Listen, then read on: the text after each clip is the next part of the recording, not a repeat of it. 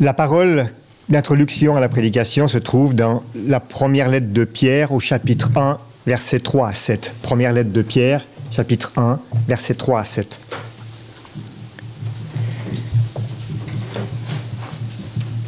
Béni soit Dieu, le Père de notre Seigneur Jésus-Christ, conformément à sa grande bonté. Il nous a fait naître de nouveau à travers la résurrection de Jésus-Christ pour une espérance vivante, pour un héritage qui ne peut ni se détruire, ni se souiller, ni se perdre son éclat. Il vous est réservé dans le ciel à vous qui êtes gardés par la puissance de Dieu au moyen de la foi pour le salut prêt à être révélé dans les derniers temps. C'est ce qui fait votre joie, même si maintenant, puisqu'il le faut, vous êtes pour peu de temps attristés par diverses épreuves. Ainsi, la valeur éprouvée de votre foi, beaucoup plus précieuse que l'or qui est périssable et que l'on soumet pourtant à l'épreuve du feu, aura pour résultat la louange, la gloire et l'honneur lorsque Jésus-Christ apparaîtra. Que le Seigneur bénisse sa parole. Et je laisserai la place maintenant à Patrice qui va nous délivrer son message.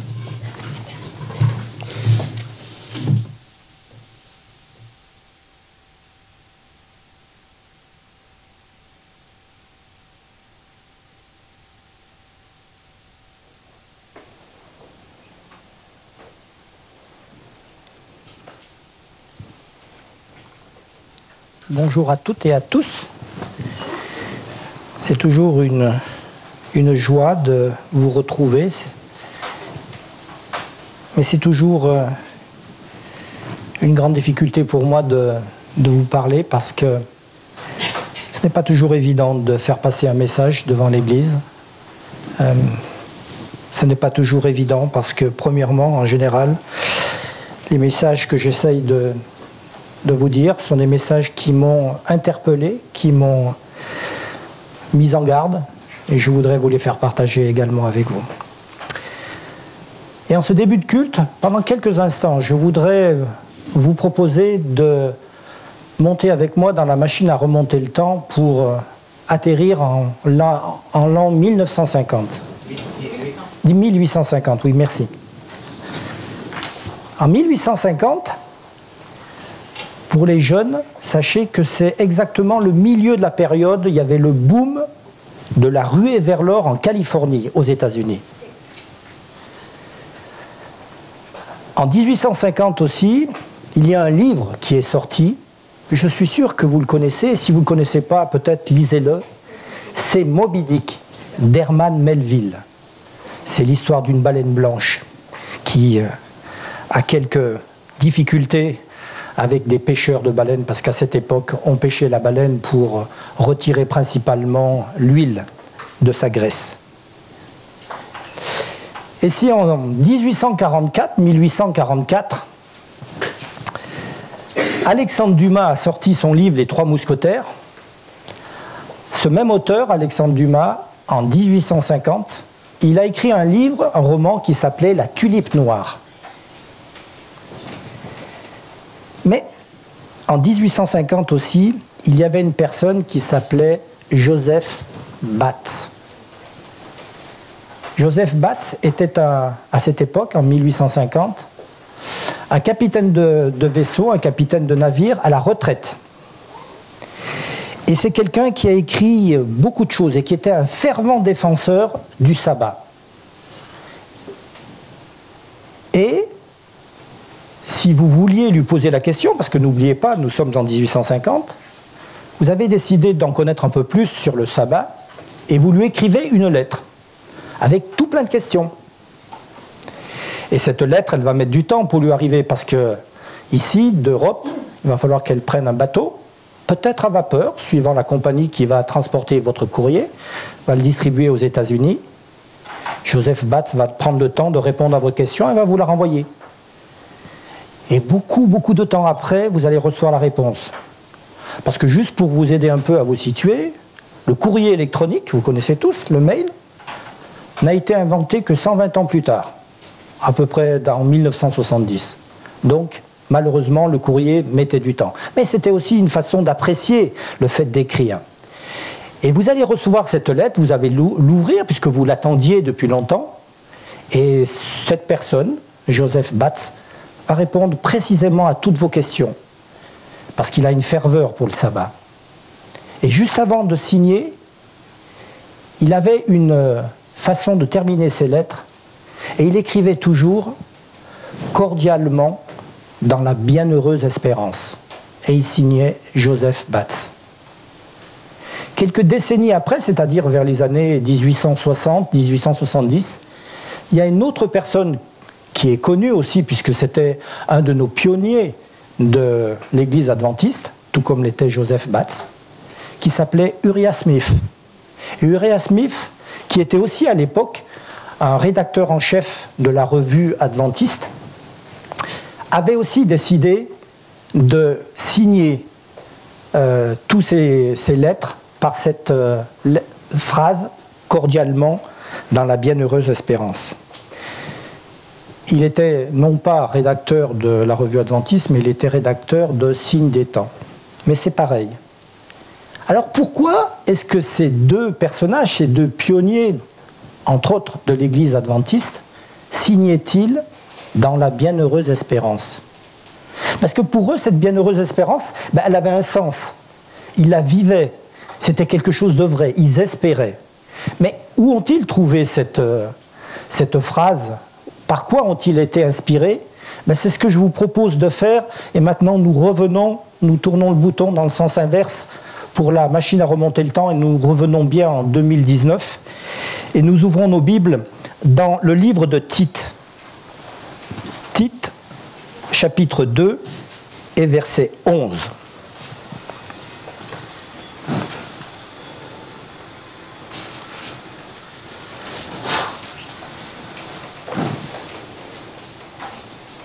Tite, chapitre 2, verset 11. Car la grâce de Dieu, source de salut pour tous les hommes, a été manifestée. Elle nous enseigne à ne renoncer à l'impiété et aux convoitises mondaines, à vivre dans le siècle présent selon la sagesse, la justice et la piété, en attendant la bienheureuse espérance et la manifestation de la gloire de notre grand Dieu et Sauveur, Jésus-Christ. En entendant la bienheureuse espérance. Et c'est vrai que cette bienheureuse espérance, nous en parlons depuis très longtemps. Et c'est vrai que dans notre Église, l'Église adventiste du 7e jour, ça fait presque 170 ans que ces deux personnages que nous avons cités, c'est-à-dire Uriah Smith et John Bates, signaient leurs lettres de ce message. Mais pour nous qui vivons maintenant au XXIe siècle, se pourrait-il qu'à force d'en avoir parlé de cette bienheureuse espérance, se pourrait-il qu'elle ait diminué, peut-être voire même pire, qu'elle ait disparu?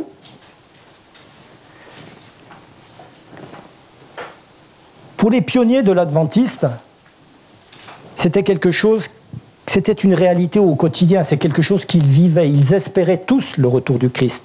Ils l'avaient vécu d'une façon très forte, puisqu'ils espéraient tous que le retour du Christ vienne en 1844. Mais Christ n'est pas venu en 1844. Cependant, c'était bien clair pour eux, cette bienheureuse espérance allait réellement se réaliser un jour. Alors, on peut se poser la question, qu'est-ce que c'est? Qu'est-ce qu'elle contient, cette bienheureuse espérance? Quelles sont ses composantes? Ou de quoi est-elle constituée? C'est ce que je vous propose de voir ce matin. Et la première de cette composante, de cette bienheureuse espérance, c'est la grâce de Dieu. Dans le texte que nous avons lu tout à l'heure, dans Tite, au chapitre 2, et plus particulièrement le verset 11, Paul mentionne « Car la grâce de Dieu, source de salut pour tous les hommes, a été manifestée. » Et c'est par là que commence la bienheureuse espérance. Elle repose d'abord sur la grâce, sur cette bonne nouvelle que nous donne la parole de Dieu, sur le salut par la foi en Jésus-Christ, parce que Jésus-Christ est venu pour nous sauver. Et ça commence par là, en fin de compte, cette bienheureuse espérance. Et dans les Écritures, il y a de nombreux textes qui nous soulignent ou qui parlent de cet aspect. Mais j'en prendrai qu'un seul ce matin. C'est Paul qui va nous parler. Et c'est dans sa lettre ou son épître qu'il a écrit aux Romains, au chapitre 3 et au verset 23. Et je vous propose d'aller chercher ce texte. L'épître de Paul aux Romains, chapitre 3, et le verset 23. Et il nous dit ceci dans ma version, « Car tous ont péché et sont privés de la gloire de Dieu, ils sont gratuitement justifiés par sa grâce, par le moyen de sa rédemption, qui est en Jésus-Christ. » Si on relit cette phrase avec attention, on a l'impression un peu que Paul se répète, parce qu'il emploie des mots qui sont différents, mais qui ont le même sens. Et effectivement, il nous dit, gratuitement, justifié, grâce et rédemption. Et effectivement, tous ces éléments, ces 4 éléments que nous nomme Paul, sont bien quelque chose qui nous rappelle le salut, et le salut que nous avons en Jésus-Christ, et Jésus-Christ s'est offert pour nous. Et c'est difficile, même après tant d'années d'études, après tant de livres qui ont été écrits, de réellement être capable, avec notre esprit humain, de réaliser le sacrifice de Christ pour chacun d'entre nous. Ce n'est pas facile. Et nous aurons, et c'est quelque chose qui doit nous réconforter, nous aurons toute l'éternité pour pouvoir mieux comprendre ce sacrifice et savoir pourquoi Christ s'est donné pour nous. Dans sa première épître à Timothée, toujours Paul, il écrit ceci au verset 15, et je vous le lis. « C'est une parole certaine et entièrement digne d'être reçue que Jésus-Christ est venu dans le monde pour sauver les pécheurs dont je suis le premier. » Et nous devons tous relire ce verset en se l'appropriant, parce qu'il est bien dit « pécheurs dont je suis le premier ». Parce qu'en réalité, Christ est bienvenu pour chacun d'entre nous. Mieux encore, je suis persuadé que s'il n'y avait eu qu'un seul pécheur dans le monde, Christ serait venu aussi dans ce monde. Dieu aurait demandé d'accomplir cette mission, c'est-à-dire de venir mourir sur la croix pour ce pécheur. Et en tout cas, à cause, ou grâce à ce sacrifice, on est quelque part caché aux yeux de Dieu. Quand Dieu nous regarde, il ne voit pas en nous des pécheurs, il ne nous voit pas tels que nous sommes, mais il voit bien tels que nous sommes en Jésus-Christ. Si bien que lorsque Dieu nous regarde, il nous voit comme si nous n'avions jamais péché. Bien sûr, nous avons accumulé tout au long de notre vie beaucoup d'erreurs, de transgressions. Mais il y a un passage qui nous dit « Mais là où le péché abonde, la grâce surabonde. » La bienheureuse espérance, c'est d'avoir un sauveur. Et cette bienheureuse espérance, ce n'est pas une doctrine, c'est une personne. Et cette personne, c'est Jésus-Christ. Le deuxième aspect qui définit cette bienheureuse espérance, elle est un peu liée au premier, puisque c'est une promesse de la vie éternelle. Regardez avec moi cette phrase. Dans l'épître, la première épître de Jean, au chapitre 5. 1 Jean 5, et nous lirons les versets 12 et 13. 1 Jean 5, 12 et 13. Jean nous dit ceci, il a écrit « Celui qui a le Fils a la vie. Celui qui n'a pas le Fils de Dieu n'a pas la vie. Je vous ai écrit ces choses à vous qui croyez au nom du Fils de Dieu, afin que vous sachiez que vous avez la vie éternelle et que vous croyez au nom du Fils de Dieu. »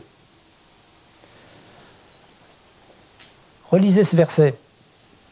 Dans ce verset, Jean n'écrit pas que vous allez avoir la vie éternelle. Non, il écrit que vous avez la vie éternelle. C'est quelque chose qui commence aujourd'hui, chères sœurs et chers frères.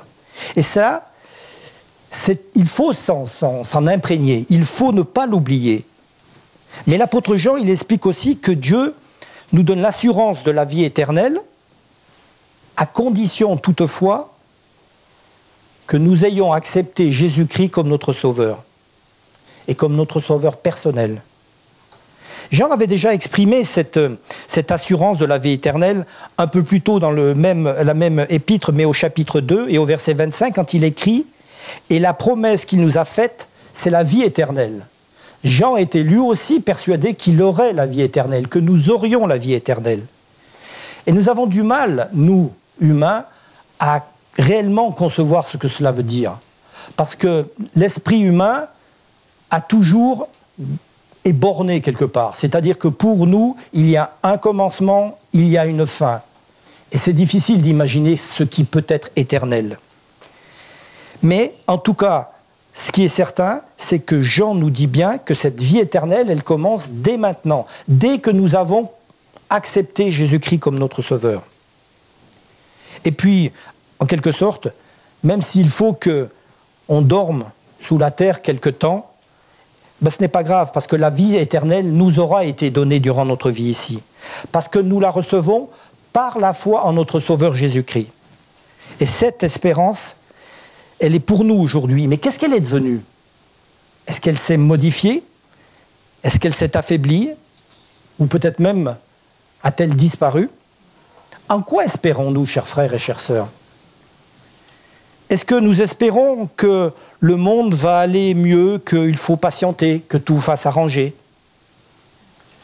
Si vous parlez aux gens de l'extérieur, des difficultés qu'il y a en ce moment dans le monde, certains vous diront « Ah, ce sont des cycles, ça va revenir », ou d'autres « Oui, c'est un mauvais passage, il faut courber le dos, vous allez voir, il y a de l'espoir ».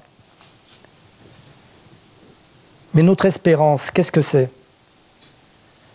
Tout à l'heure, Céline demandait aux enfants « Est-ce que vous avez de la valeur aux yeux de vos parents ?» Est-ce que notre espérance, c'est donner à nos enfants une vie qui soit riche, une vie qui soit orientée vers des bonnes études? Est-ce que notre espérance à nous, adultes, c'est d'avoir un bon travail qui soit bien placé dans l'échelon du monde économique dans lequel nous vivons aujourd'hui? Et frères et sœurs, si nous sommes venus pour ça ce matin ici dans l'église, ben je crois que nous n'avons pas compris ce qu'était la bonne espérance, la bienheureuse espérance.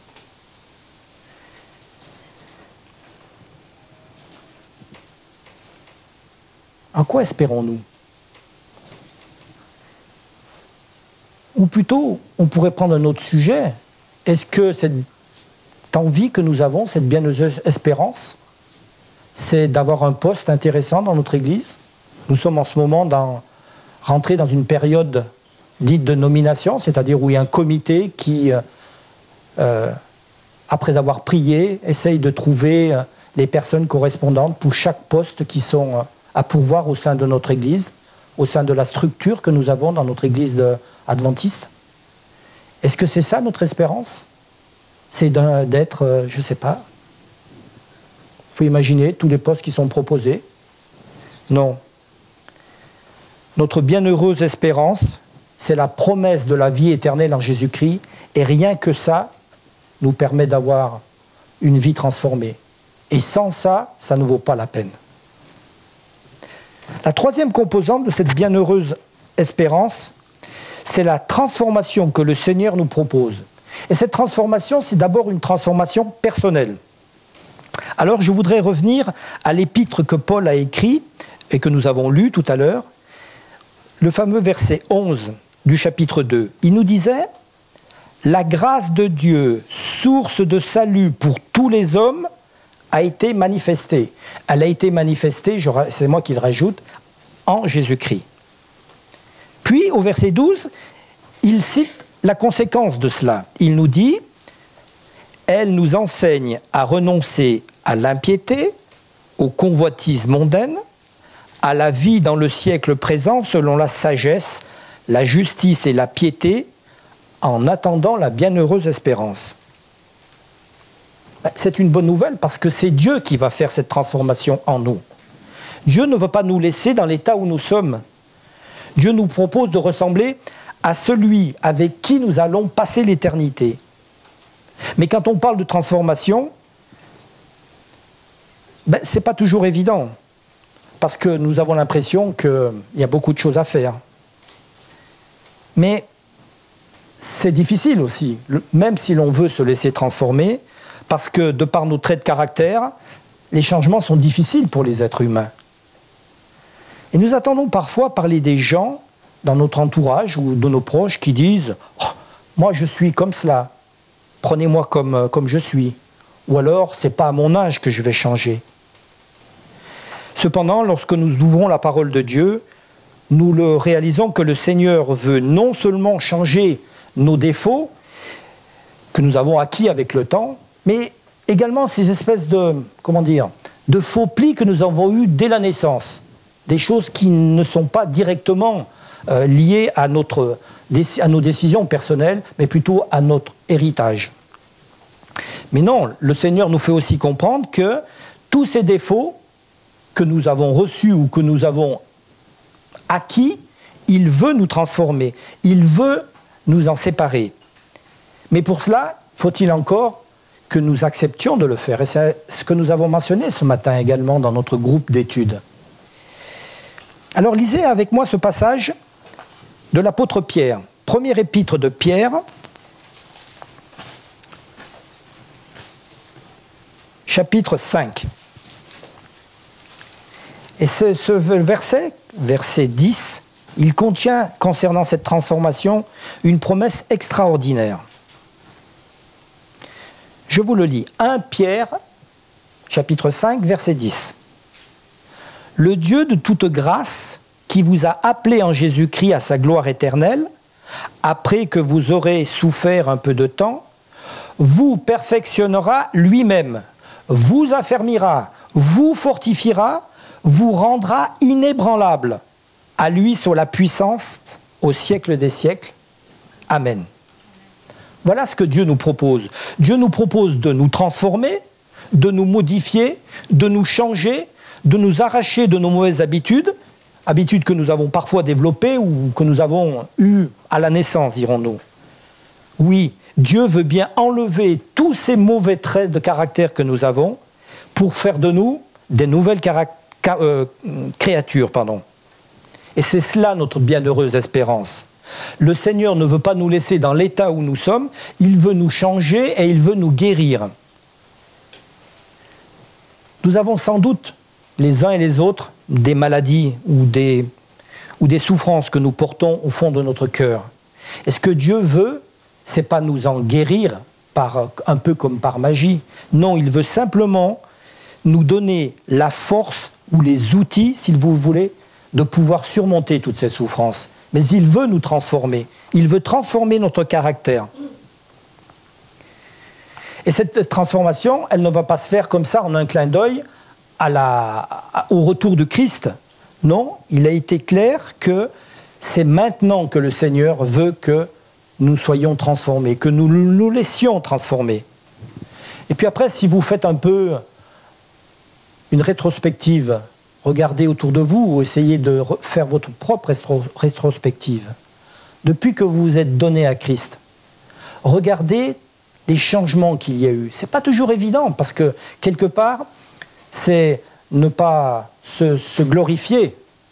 Au contraire, essayez de voir ces transformations. Et vous voyez déjà qu'en douceur, avec patience, le Seigneur a su vous transformer. Mais il continuera. Si vous acceptez de marcher avec lui, il fera une transformation qui sera encore plus merveilleuse, plus extraordinaire. Et l'apôtre Paul nous encourage dans cette démarche.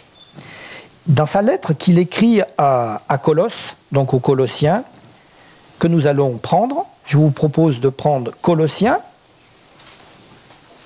chapitre 3, et nous allons lire les versets 5 à 8. Voici comment Paul nous fait comprendre qu'il faut coopérer avec Dieu pour être transformé, et voici les recommandations qu'il nous laisse. Colossiens, chapitre 3, verset 5 et jusqu'au début du verset 8. Les recommandations de Paul sont « Faites donc mourir les membres qui sont sur la terre, l'impudicité, l'impureté, les passions, les mauvais désirs et la cupidité qui est une idolâtrie. C'est à cause de ces choses que la colère de Dieu vient sur les fils de la rébellion, parmi lesquels vous marchiez autrefois, lorsque vous viviez dans ces péchés. Mais maintenant, renoncez à toutes ces choses, à la colère, à l'animosité, à la calomnie, aux paroles déshonnêtes qui pourraient sortir de votre bouche. » Regardez ce que Dieu a fait, la transformation qu'il a déjà entreprise en chacun d'entre nous, et il nous perfectionnera lui-même. Malgré tous ses travers, malgré tous ses défauts, Dieu peut nous transformer si nous l'acceptons. Et la bonne nouvelle de cette bienheureuse espérance, c'est que le Seigneur a le pouvoir de nous changer et qu'il nous changera. La quatrième composante de la bienheureuse espérance, c'est le jugement. Et lorsqu'on parle de jugement, en général, même dans nos milieux, on parle souvent de moments difficiles. On comprend compréhension, mauvaise nouvelle. Mais en réalité, les Écritures, pour le jugement, c'est une bienheureuse espérance. Regardez avec moi, par exemple, ce passage des psaumes. Psaume 35.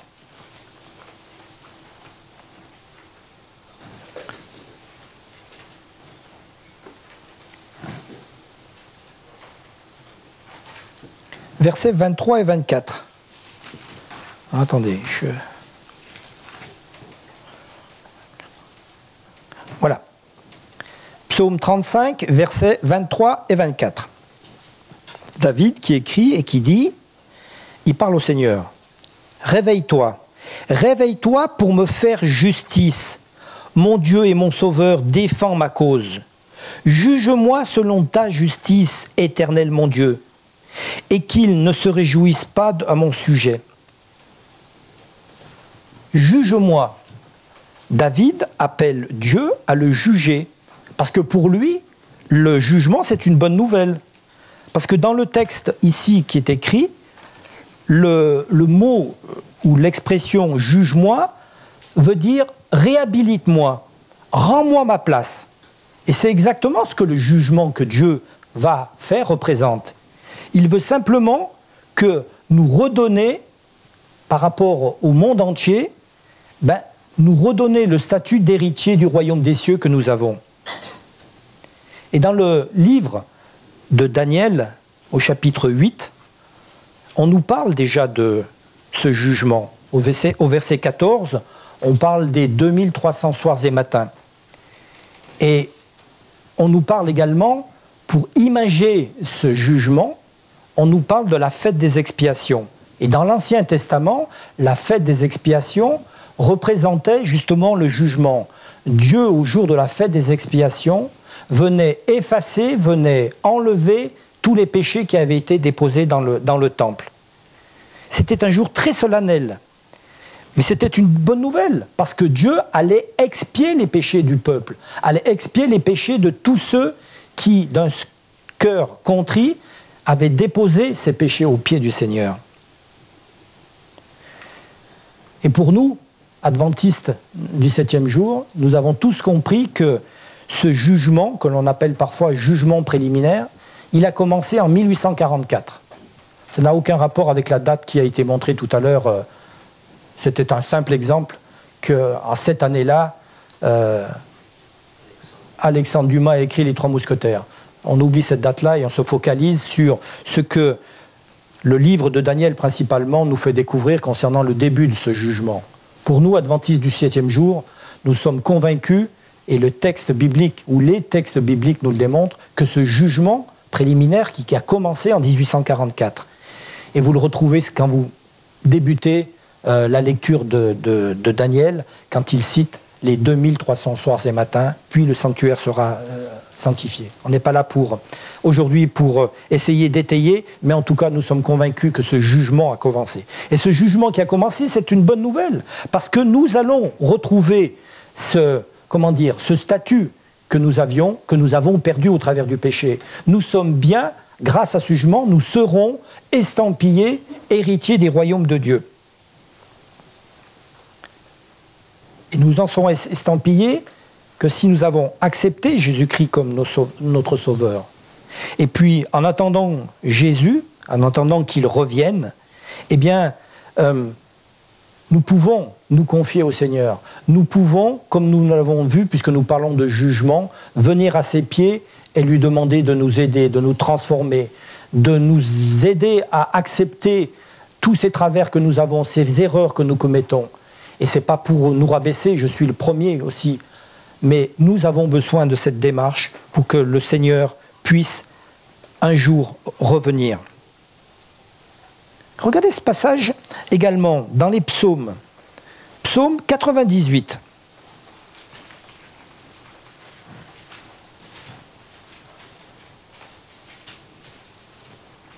Verset 6.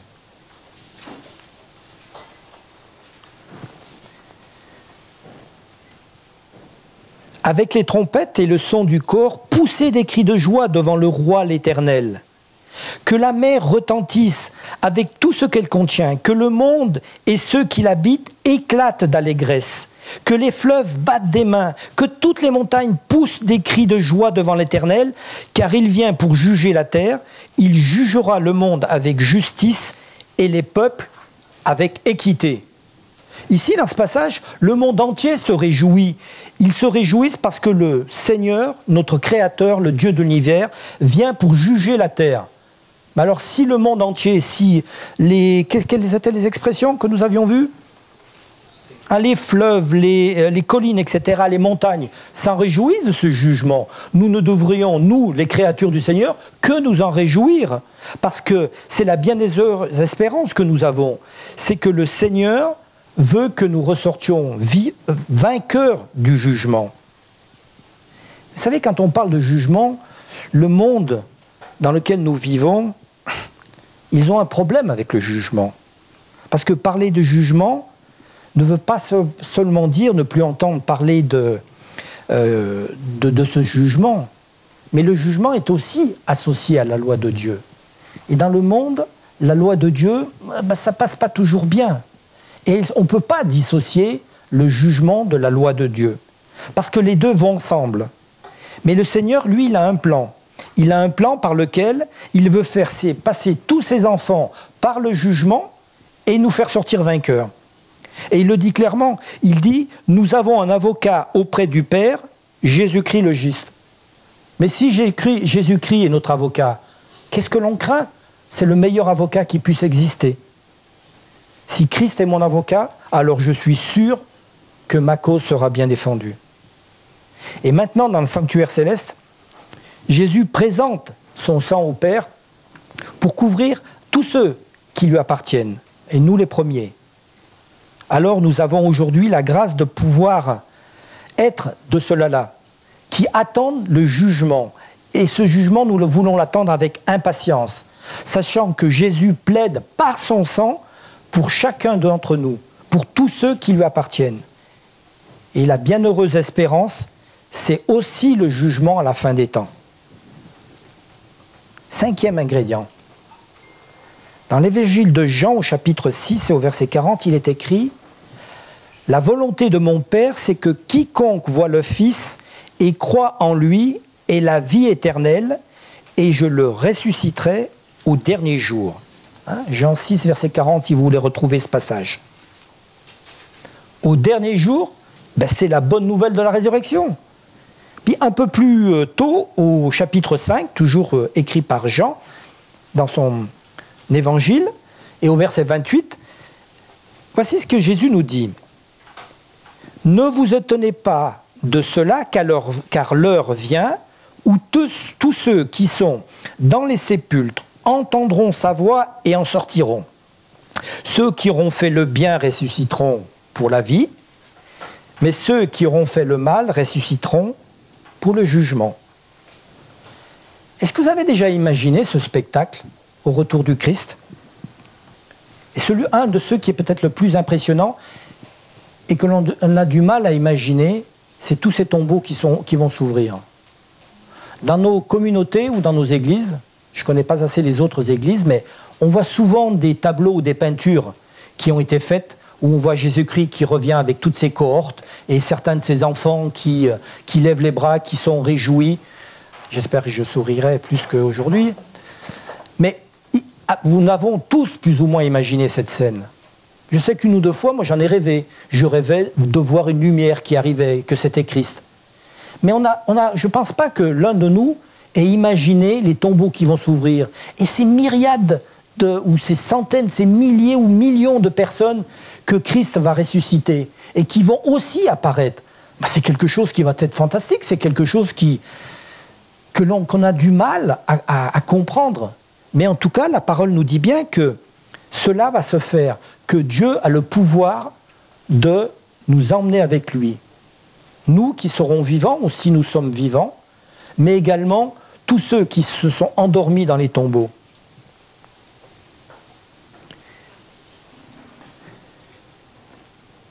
Parfois, on parle justement de cela, de cette résurrection, quand il y a un deuil.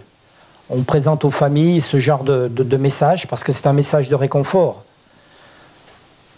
On a peut-être personnellement aussi emmené dans la tombe des personnes, des proches.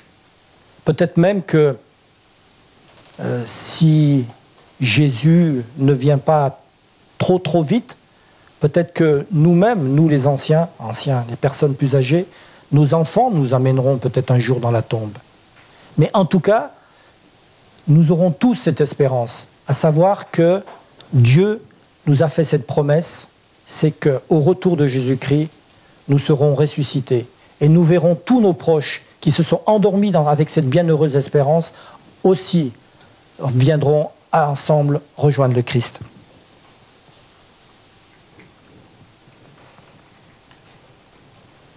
La bienheureuse espérance, chères sœurs et chers frères, c'est la bonne nouvelle de l'assurance de la résurrection lorsque Jésus reviendra. Et puis, il y a un sixième aspect de cette bienheureuse espérance. C'est ce que nous venons plus ou moins déjà d'aborder, c'est la promesse du retour de Jésus-Christ.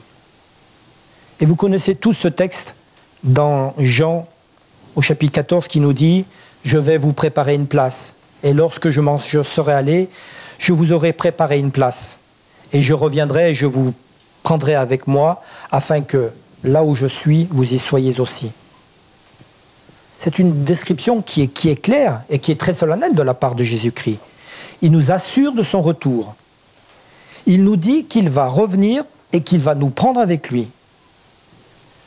Nous avons tous, comme je le disais tout à l'heure, eu cette pensée un jour ou l'autre. Et chaque génération a eu cette pensée. Les disciples déjà pensaient qu'ils allaient voir ce retour du Christ. Et la cofondatrice de notre Église, Ellen White, dans un livre qui s'appelle « The Faith I Live », qui n'existe pas en français, mais le titre pourrait être traduit par « La foi que je vis », rappelle combien aussi dans le passé, les réformateurs qui vivaient il y a déjà plusieurs siècles avaient cette espérance du retour de Christ. Et voici ce qu'elle écrit. Elle nous dit « Cette vieille terre n'est pas loin de sa fin », dit Mélenchon. Mélenchon, c'est un des réformateurs qui a vécu il y a plusieurs siècles de cela. Calvin encourageait les chrétiens à ne pas hésiter à désirer ardemment le jour de la venue du Seigneur comme le jour le plus heureux. La pensée de la venue du Seigneur, disait Baxter, me remplit de douceur et de joie. Mais tous ceux qui ont trouvé en Jésus-Christ leur sauveur et qui ont étudié les Écritures pour mieux essayer de le connaître, se sont réjouis d'apprendre qu'un jour il reviendrait. Et c'est marqué, écrit, gravé de nombreuses fois dans les Écritures. Ce qui est certain, c'est que cette promesse, eh bien, elle se réalisera. Parfois nous en parlons avec le Seigneur dans nos prières, ou quand nous lisons les évangiles, nous la retrouvons, cette bienheureuse espérance. Mais le christianisme d'aujourd'hui a parfois aussi trop cette tendance à mettre une croix qui représente, parfois c'est une croix vide ou parfois c'est une croix avec le Christ, qui représente le Christ qui est mort et donne l'impression que le Christ est mort. Non, Christ n'est pas mort, Christ il vit, il est vivant. Et en tout cas, son retour nous donnera vraiment l'occasion de le voir face à face. C'est un peu comme à l'époque de Noé, où tout le monde pensait que tout allait continuer comme cela et que ça allait durer. Mais ceux qui ont travaillé à la construction de l'arche, ils ont aussi pensé que les choses allaient finalement durer encore un peu et n'ont pas jugé opportun de répondre à l'appel qui leur était fait de monter dans l'arche. Beaucoup d'entre nous peuvent aussi penser que ce monde va durer, que ça va continuer comme ça, que ça va durer encore longtemps. Et principalement dans les pays occidentaux ou dans les pays dits postmodernes, parce que nous nous complaisons dans nos rêves, dans notre train de vie, qui, ma foi, n'est pas si mal que ça. Mais adressez-vous aux pays qui sont en souffrance, dans les pays où il y a des persécutions.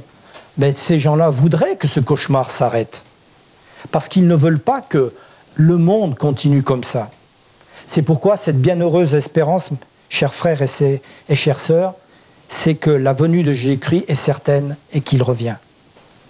Et puis, la dernière composante de cette bienheureuse espérance, c'est une nouvelle terre. Et une fois encore, allons voir ce que Pierre nous dit dans sa deuxième épître. 2 Pierre, chapitre 3. Ça m'embête. 2 Pierre, chapitre 3, verset 13.